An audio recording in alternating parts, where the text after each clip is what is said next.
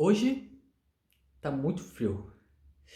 Hoje vou falar sobre o simbolismo de Jesus na cruz.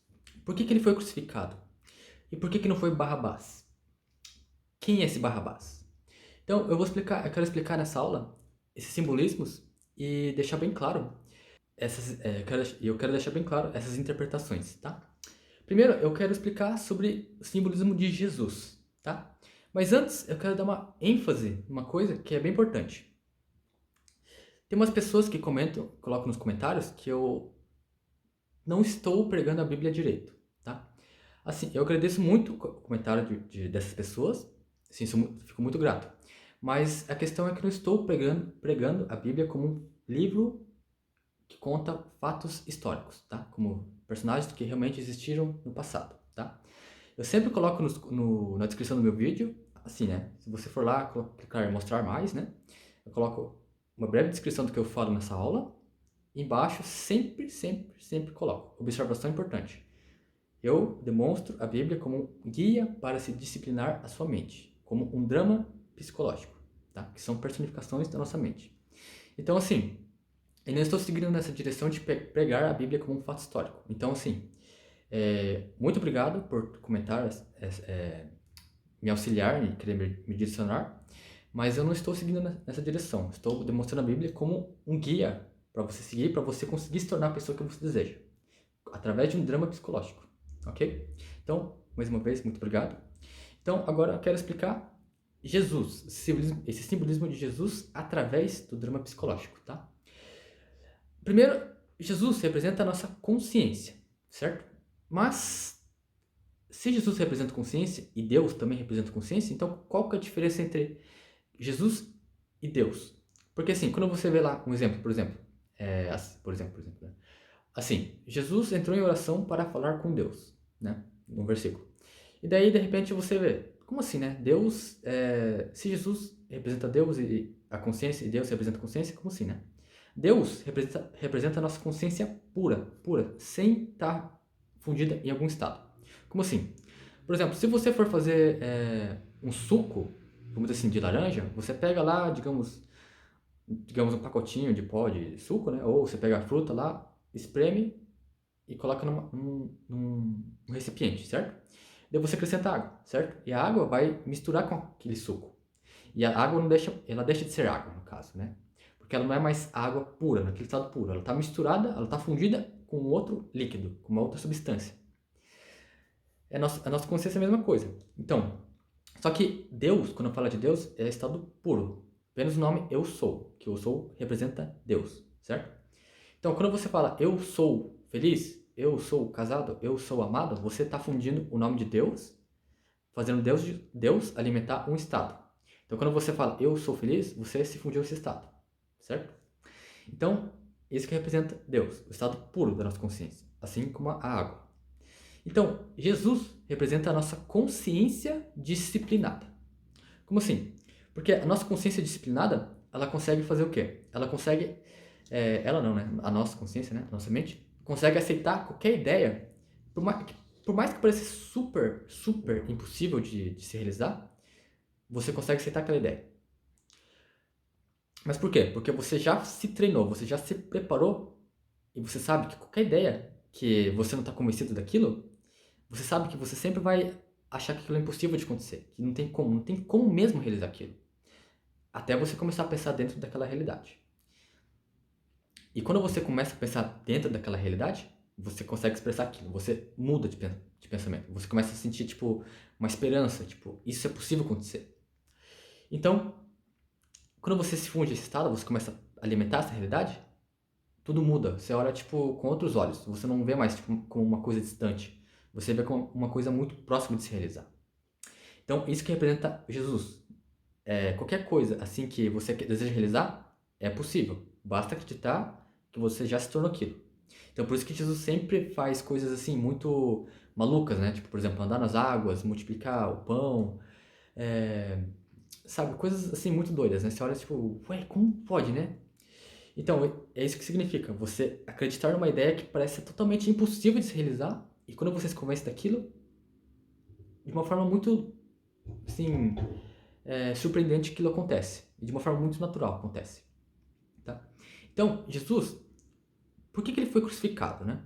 Porque assim, Jesus representa a nossa consciência, certo? Aquela consciência que está preparada, ela sabe como alimentar uma ideia.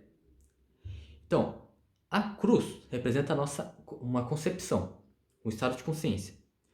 Como assim, né? Por exemplo, Jesus representa um estado, representa a consciência, e essa consciência, digamos, ela precisa alimentar um estado, certo? Então, a cruz representa um estado de consciência. Por exemplo, a felicidade, casamento maravilhoso, meu carro dos sonhos, coisas assim, um estado de consciência. Então, por exemplo, você quer se tornar uma pessoa você quer se tornar uma pessoa feliz, né?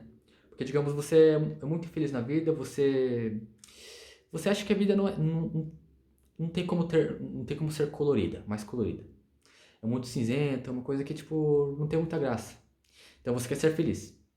Então, você tem que mudar a sua perspectiva, certo? Então, a felicidade representa a cruz. E a consciência representa você, a sua consciência. E quando você começa a pensar dentro dessa realidade, que você é feliz, você começa já a ser crucificado. Mas, peraí. Para você ser crucificado, lembrando que Jesus, quando ele foi crucificado, ele foi pregado na cruz. E o prego representa a emoção, o sentimento. Porque é isso que, digamos, une você a esse estado. Porque não basta você pensar, falar palavras na sua consciência, se você não consegue sentir emoção daquilo. Porque é justamente o sentimento, nossas emoções, que fazem você dar vida para aquilo, você expressar aquilo. Então, os pregos representam isso, sentimento e emoção. Então, quando você começa a pensar dentro daquela realidade e você começa a sentir aquela alegria, aquela felicidade, aquela euforia, então você alimentou aquilo, você se tornou aquilo, certo? Aí, nesse momento que você morre, nesse estado. Como assim, né? Porque Jesus, ele foi crucificado e morreu na cruz, certo? E depois ele foi colocado no sepulcro e ele ressuscitou. Então, o fato dele morrer na cruz significa que ele deixou de ser infeliz e agora ele expressa a felicidade. Como assim, né? Porque a infelicidade era um pensamento que era muito recorrente a você, porque você pensava através dessa realidade, que você é muito feliz, que o mundo é descolorido, que não tem graça, que nada me faz ser feliz, né? Mas no momento que você muda desse pensamento, você começa a pensar que você é feliz, tudo muda. Então você tem que deixar aquele pensamento da infelicidade para lá. Esquece ela. Então quando você foca na felicidade, você começa a pensar naquela felicidade, porque é uma coisa que te agrada muito, parece que é uma coisa viciante, sabe? Você foca naquilo e você consegue despertar aquela alegria, então você morreu naquele estado e você vive, morreu no estado da infelicidade, né? E você vive para felicidade. Então nesse momento que você ressuscita nesse estado da felicidade, né? Então quando você ressuscita nesse estado, você começa imediatamente a expressar aquilo, eternamente, a todo momento. Você nunca vai saber quando, digamos, aquilo que você se convenceu vai acontecer. Porque se você ficar pensando como vai acontecer, você está pensando através do estado que você não é isso. Então, digamos, você ainda está pensando através do estado da infelicidade. E quando você parar de pensar quando vai acontecer, você vai conseguir se convencer. Porque é a mesma coisa assim, né? Imagina que você está com muita fome e você decide almoçar. E de repente a comida já está na sua frente, já está no seu prato, você já está servido. A única coisa que você precisa fazer é se servir, né? É a mesma coisa, a comida está na sua frente. E daí você fica se perguntando, quando que o almoço vai ficar pronto? Sendo que já está na sua frente. A questão é só você se alimentar daquilo. E, por exemplo, porque aquele prato ali, farto de comida, representa aquele estado que você quer se convencer. Por exemplo, a felicidade, o amor da sua vida, casar com o amor da sua vida. Está na sua frente, a questão é só você se alimentar daquilo. E você ficar pensando quando vai ficar pronto, é a mesma coisa que você continuar se alimentando de que você não é aquilo. Entendeu? Então, quando você começa a pensar que você já é aquilo, você percebe que você não fica pensando como vai acontecer. Entendeu? Porque se você ficar pensando como vai acontecer, você vai sentir desânimo, você vai se sentir fraco. E quando você pensa que você já realizou aquilo, você vai se sentir, tipo, forte, você vai se sentir, tipo, isso é possível, entendeu? E eu separei um versículo que tem tudo a ver com essa ressurreição de Jesus, que diz assim, né? Fica, fica em João 11, versículos 25 e 26. Diz assim: Disse Jesus: Eu sou a ressurreição e a vida. Aquele que crê em mim, mesmo que esteja morto, viverá. E todo aquele que vive e crê em mim, nunca morrerá. Por exemplo, aquele que crê em mim nunca morrerá, né? Por exemplo, ele não está falando de uma pessoa, tá? Ele está falando de um estado de consciência. Porque digamos, indivíduo que está morto é um estado de consciência. Porque lembrando, todos os nossos estados, na nossa consciência, todos os estados de consciência já existem na nossa consciência. Eles estão apenas em repouso, num sono profundo, esperando que a gente desperte eles, certo? E como é que a gente desperta eles, né? Você começa a pensar dentro daquele estado. E quando você começa a alimentar aquele estado e você começa a sentir aquela emoção de ser aquilo, aquela felicidade, aquele estado ele desperta. E você começa a expressar aquilo. Então, quando você começa a alimentar aquele estado, você vai viver para sempre. Como assim, né? Viver para sempre. Você vai expressar aquele estado para sempre. Entendeu? E então, agora você entendeu o que significa Jesus. E por que ele foi crucificado. E por que, digamos, ele teve que ser crucificado. Mas ainda não ficou claro por que foi ele que teve que ser crucificado. Tá? Então agora eu vou explicar o simbolismo de Barrabás. Por que não foi Barrabás que foi crucificado? E vai ficar mais claro por que foi Jesus. Porque teve que ser Jesus que teve que ser crucificado. Barrabás representa um ladrão. Antes de Jesus ser crucificado, teve uma votação. Eu vou ler esse versículo primeiro, né, que é o rei Pilatos, né? Ele está diante do povo, né? E ele já combinou com o povo, né? Ele já falou para o povo votar em Jesus, para que Jesus seja crucificado e que Barrabás seja livre, seja solto, né? Então, esse versículo fica em Mateus 27, versículo 17. Diz assim: Portanto, estando eles reunidos, perguntou-lhes Pilatos, né? Ou seja, o povo está diante de Pilatos, né? E Pilatos disse assim: Qual quereis que vos solte? Barrabás ou Jesus, chamado Cristo, né? Então, nesse momento que você vai entender o que significa Barrabás. Barrabás representa um ladrão. O que significa o ladrão? O ladrão, quando você interpreta o que o ladrão faz, né? O ladrão, ele tira de você uma coisa muito valiosa. Ele rouba, né? Ele tira uma coisa de você, uma coisa que é muito valiosa, que você é muito apegado naquilo.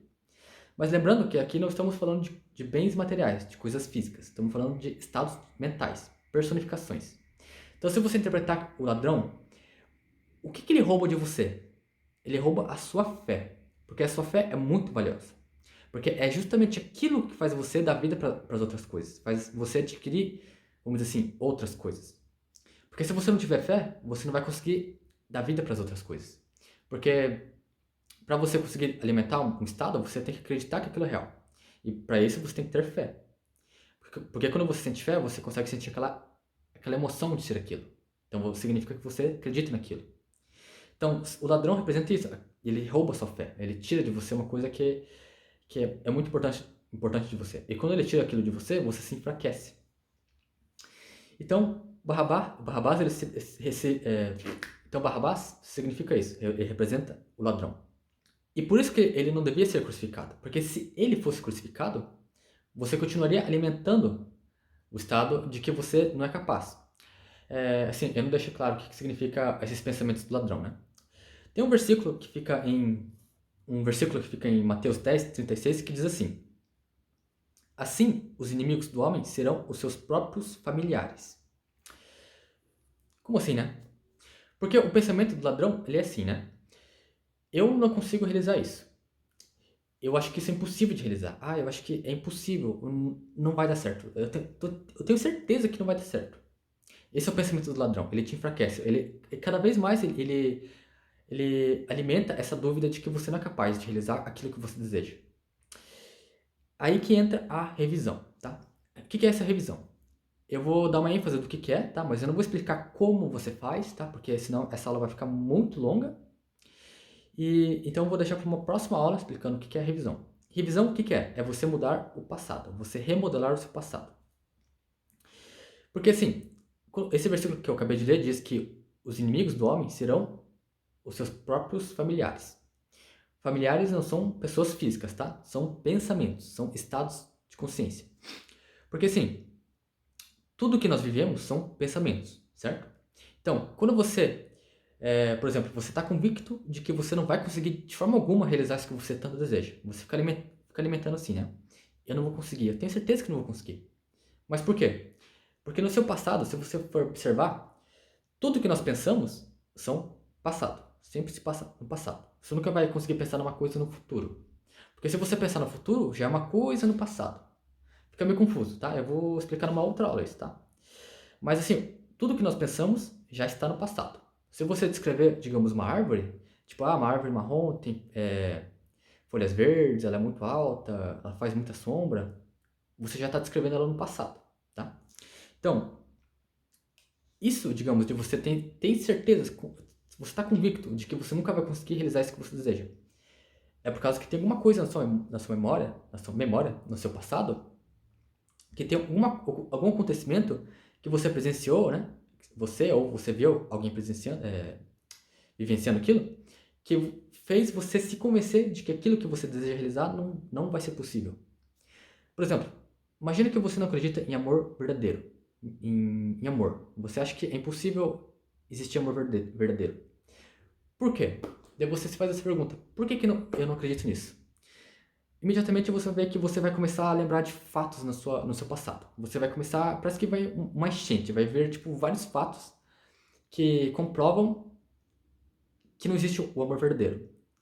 Como assim? Por exemplo, imagina que você lá nos seus 6, 7 anos de idade, você viu um casal na rua brigando e terminando o casamento. E nessa briga, você escutou, digamos, ou o homem ou a mulher falando assim: eu não acredito em amor verdadeiro. E tudo isso que a gente viveu nunca foi amor de verdade. E eu acredito que amor de verdade não existe. E por isso que eu não quero mais ficar com você. Porque não existe amor entre nós, né? Então, de repente, você gravou aquelas palavras e você gravou aquela cena. E quando você repetiu aquelas palavras na sua mente, você sentiu aquela tristeza, aquela coisa, tipo... Uma coisa muito forte que você se reprimiu totalmente. E você ficou convicto. Realmente, amor verdadeiro não existe. Porque tá ali a prova. Tipo, um casal que, digamos, estava muito tempo junto, acontece, digamos, do motivo é de não existir amor verdadeiro. E daí você comprova, tipo, então não existe mesmo por causa, ó, a prova tá ali, ó, não existe. Entendeu? Então é uma coisa assim que você fica, tá, então como é que eu vou mudar o passado, né? Então, assim, você tem que mudar o passado sempre. A revisão é uma coisa que você sempre tem que fazer, é uma coisa constantemente que você tem que fazer. Eu vou dar um exemplo. Eu espero que você saiba o que é um CD, um disco, né? Esse aqui é um CD, na verdade, né? Que um disco eu acho que é muito maior que isso. Isso aqui é um CD. E os CDs, eles, atualmente, hoje, acho que não é usado muito, né? Mas CDs, eles são... Por que eles servem, né? Porque eles têm arquivos gravados neles. Tipo, músicas, filmes, jogos, qualquer coisa. E como é que você imprime esses arquivos no CD? Através de um computador, certo? Eu já cheguei a gravar jogos em CDs e eu lembro que quando você grava um arquivo nele, você não consegue apagar ele. Então, por exemplo, esse CD não é mais virgem, ele é um CD de um antigo jogo que não funciona mais. Esse CD, antes desse arquivo ser impresso nele, ele era um CD virgem. Como assim? Ou seja, não tinha nada gravado nele. E enquanto ele não tinha nada gravado nele, ele permanecia virgem. E a partir do momento que foi gravado um arquivo nele, ele deixou de ser virgem. E ele nunca mais vai voltar a ser virgem. Porque esse arquivo que está aqui, ele não pode ser apagado. Certo? É aí que entra a nossa consciência. Assim, é bem diferente a nossa consciência do CD. Porque assim, a nossa consciência, ela nunca deixará de ser virgem. Porque assim, o CD, você imprime uma coisa no CD, né? Um arquivo, uma música, e você nunca mais pode apagar aquilo. É tipo, você imprimiu aquilo, é uma vez só, tipo, vai ficar ali pra sempre. Você não tem como desfazer aquilo, certo? A nossa consciência não. Então, aí que entra o passado, aí que entra a revisão. Porque quando você testemunhou aquele fato daquele casal brigando e dizendo que não existe amor verdadeiro, e por causa daquilo, eles se separam. No seu passado você comprova, não existe amor verdadeiro. Tá. Mas você tem que refazer o seu passado. Porque se você tem um sonho de você casar com o amor da sua vida, mas você tem muito receio de que não vai dar certo porque você não acredita em amor verdadeiro. E daí você sente, eu quero muito, muito, muito me casar com a pessoa dos meus sonhos, né? E essa vontade é tão grande que você decide, não, eu tenho que mudar isso em mim, né? Eu tenho que acreditar em amor, porque senão não vai dar certo. Então você tem muita vontade de fazer isso dar certo. Então o que você faz? Você muda o seu passado. Então você pega aquele fato lá, daquele casal brigando, e você refaz aquela cena. Você refaz totalmente aquele diálogo. Aquele diálogo. Você imagina aquele casal se amando, se beijando, se abraçando, dizendo como eles se amam. Como eles se amam depois de tantos anos deles estarem juntos, e ainda assim eles têm aquela paixão, aquele amor muito, muito intenso. E você escuta eles falando, tipo, nossa, ainda bem que a gente acredita em amor verdadeiro. Porque é isso que alimenta o nosso amor. E daí você muda isso e você tem ali, você mudou, digamos, aquela comprovação que, digamos, né, que não existia amor verdadeiro, e você muda aquilo, e, digamos, você refez aquilo, então agora, naquela cena existe um amor verdadeiro. Então você, digamos, substituiu vamos dizer assim, aquela impressão naquele disco, que é na sua consciência. Entendeu? Então quando você muda aquilo, você refaz aquela cena, você reimprimiu um arquivo novo. Então, na nossa consciência, é sempre assim, ela nunca vai deixar de ser virgem. Por mais que aconteceu uma coisa, você pode refazer aquilo. Não é uma coisa que você fez uma vez e nunca mais você vai poder refazer aquilo. Não, na nossa consciência, a gente sempre deve constantemente fazer isso, refazer cenas, pra gente poder se convencer de uma coisa no presente. Eu espero que tenha ficado claro. E se não ficou claro, coloca ali no comentário, porque daí se você não entendeu o que é essa revisão, como é que você faz, coloca no comentário lá, porque daí vamos dizer assim, eu me antecipo e faço uma aula falando sobre a revisão, tá? Então, por que eu estava falando sobre a revisão? Sobre os ladrões, certo? Porque porque o ladrão, ele te enfraquece. Ele tira uma coisa muito valiosa de você, que é a sua fé. E quando você faz uma revisão, você acaba, digamos, extinguindo aquele ladrão. Porque aquele ladrão era justamente aquela memória lá do passado que você nem lembrava o que era, que fazia você acreditar que você não ia conseguir realizar isso que você deseja agora. Então quando você refaz aquela cena lá no passado, aquele ladrão, digamos, agora, aquele pensamento agora, ele não vai te incomodar mais, porque você resolveu esse negócio no passado. E que quando você for pensar em amor verdadeiro, que você quer se casar com o amor da sua vida, você vai sentir, tipo, você vai se encorajar, você vai sentir, tipo, não tem nada que te impede, porque, digamos, as suas memórias, todos os eventos que você presenciou na sua vida, comprovavam que o amor verdadeiro existe, e que todos os casais que se amavam ficaram juntos, entendeu? Então você tem que refazer isso. E quando você refaz isso, você consegue daí se tornar a pessoa que você deseja. Parece estranho, né? Mas assim, é porque você daí é como se tivesse alguém falando, olha, é possível sim você realizar isso. Você acredita que você já é essa pessoa que você deseja? Entendeu? É como se fosse uma pessoa dentro de você te encorajando, entendeu? Porque não tem nada que te impede, nada que te impeça, a não ser os seus próprios pensamentos do passado. Então isso foi o simbolismo de Jesus e acabou ficando um pouquinho longa essa aula, mas não tinha como encurtar. Então você entendeu que quando você se funde a um estado, se você não, quando você se funde esse estado, né, você morre nesse estado, no estado antigo, e você vive para esse estado atual. Mas se você não está conseguindo refazer, você não está conseguindo se convencer desse estado, você vai ter que fazer uma revisão. E revisão eu vou explicar numa outra aula. Então, se você tem alguma dúvida, coloque nos comentários porque eu vou ler. E pode ser que essa dúvida seja um tema para minha próxima aula.